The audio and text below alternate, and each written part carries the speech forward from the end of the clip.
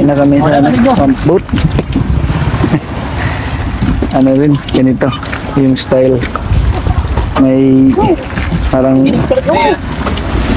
sige nak. Hawak kanan, may panghawak. Limang. May panghawak. Sama. So, ito ng boss. Eh, handa sa ting, babe, ting. Agnating, handa sa. Okay, sige, ma'am. Sige ma'am. Okay, sakay na tayo. Hadlot na kadaan. Okay, nice. Eh, nalasara. Oh, sige. Ito na. Sakay na tayo mga boss.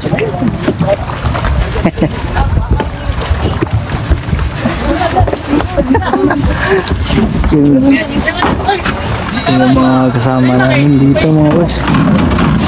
Sa loob. Kita mo luguranan mo dito? Tumay ba?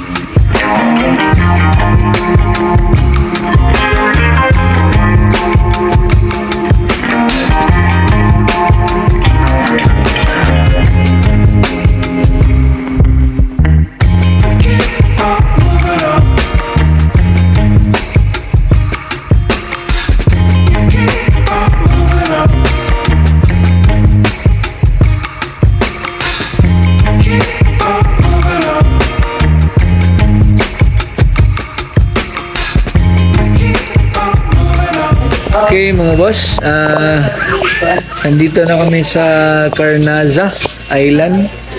So, bali ito yung accommodation namin. So, pasensya na mga boss, ngayon lang ako nakapag-update kasi talagang maulan kanina sa pump boat. Tapos pagdating namin sa island, medyo maulan din. Tapos nagbili pa kami ng pwedeng kainin namin. Bumili kami ng tangigi dito. Hulaan nyo mga boss, 3.9 kilos. Di ba yung tangigi, yun? Mahal yun, di ba? Kung bili nyo sa merkado, medyo mahal talaga yung tangigi. Tapos dito talagang presko mga boss. Bagong newly catch lang na tangigi. Nabili namin ng 1.2. Bali 4 kilos na. Ang laki talaga mga boss. So, eto parang pinag-chop na namin. Kasi plano namin is good for to hanggang maubos. So, kami dito 4 days. So, fully. Tapos bumili kami ng 4 na squid. 1 kilo plus na mga 300 something plus. So lahat gumastos kami ng 1.6. Nagdala kami ng isa, yung isa na lang kami nag-rent yung pula. Okay, so ayan na nga mga boss, tangigi. Yan yung binili namin, tangigi. Kami sinegregate namin. Good for 3 days. Tapos may pa yun, squid. Prito mo to lahat? Squid. Squid. No. Ito yung squid mga boss. Squid to. Yan. Squid yan mga boss. So, muna? So, nagluto na kami ng rice. Yan butane namin. So, ganito muna mga boss. Ganito yung setup namin dito mga boss. For the next 4 days. Ito yung unang putahe. Para sa ulam. Pritong tangigi. Partner namin yan is squid. Walang bayan. Na may soup. So, okay na yun mga boss for dinner. First night.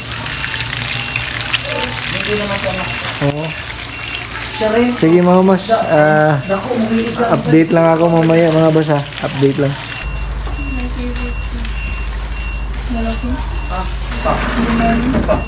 Okay mga boss, so first dinner namin. Ito yung first dinner namin.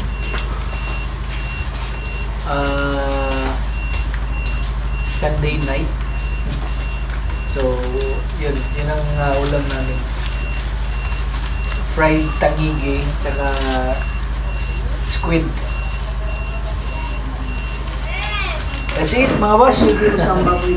Okay, morning mga boss. So, ano kami?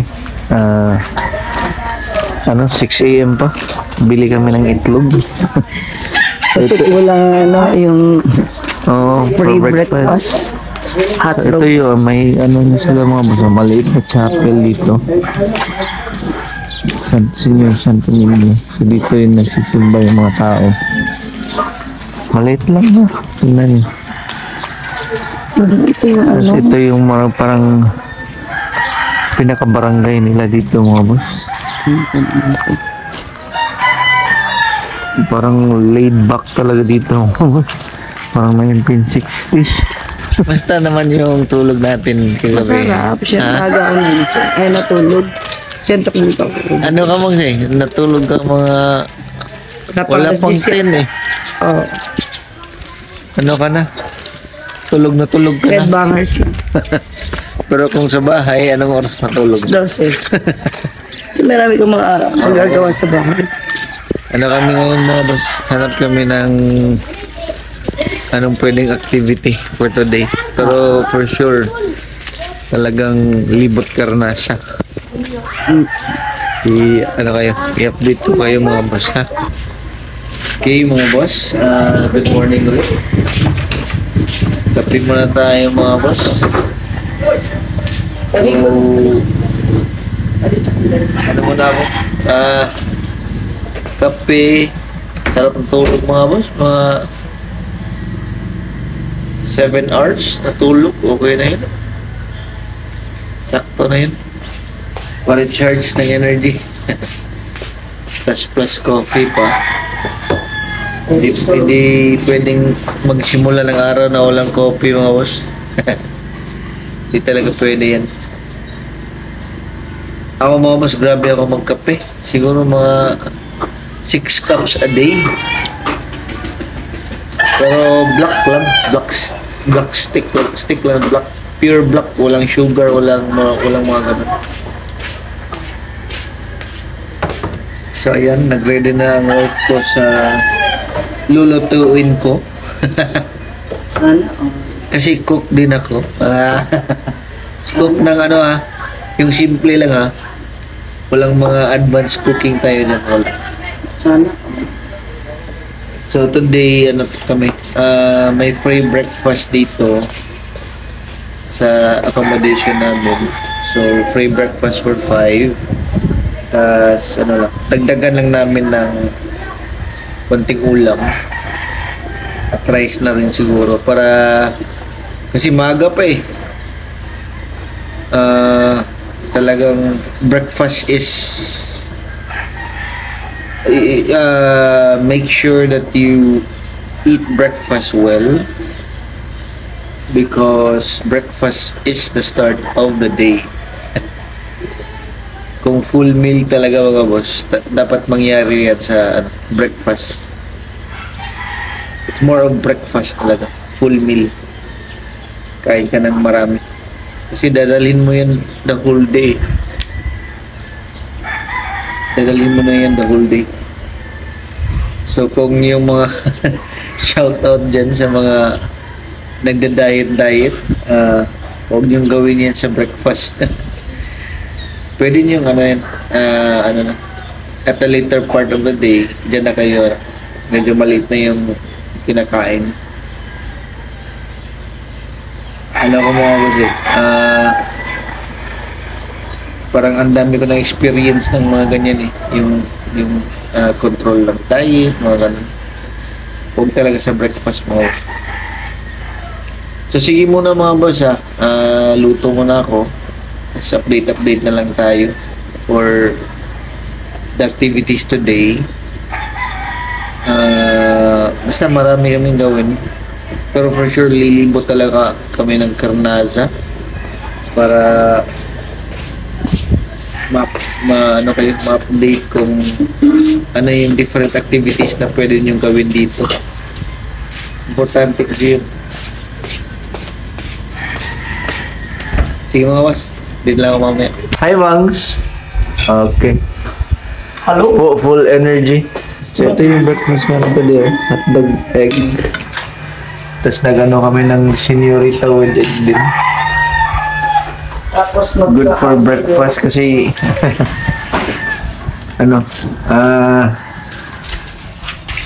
mas mabuti na yung seafood kaysa meat. Meat ng konti lang. Coffee na din. Breakfast by the sea in Carnaza. So bali ito yung accommodation namin. Sa likod nito mga boss, dagat na kaagad. Pakita ko sa inyo.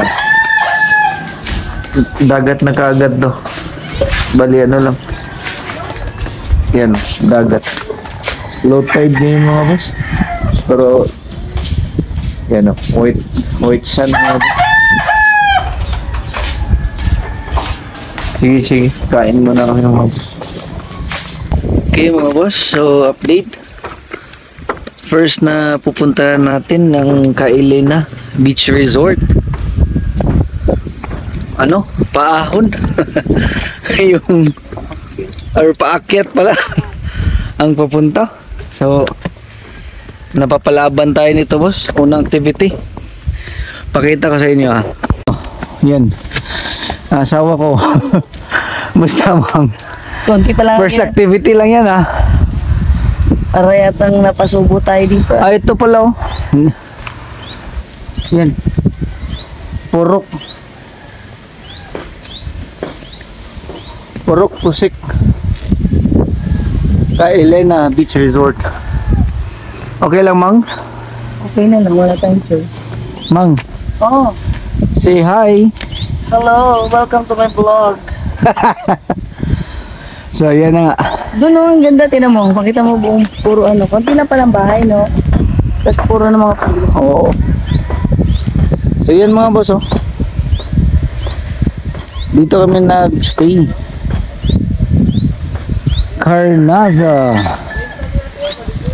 Carnaza Island. So bakit talagang dapat mga boss, exercise ka, di ba Mang? Yes. Ready yung wife ko. Ready na kami. Ako dito, lumubo na yung ilong ko. Ayan pala.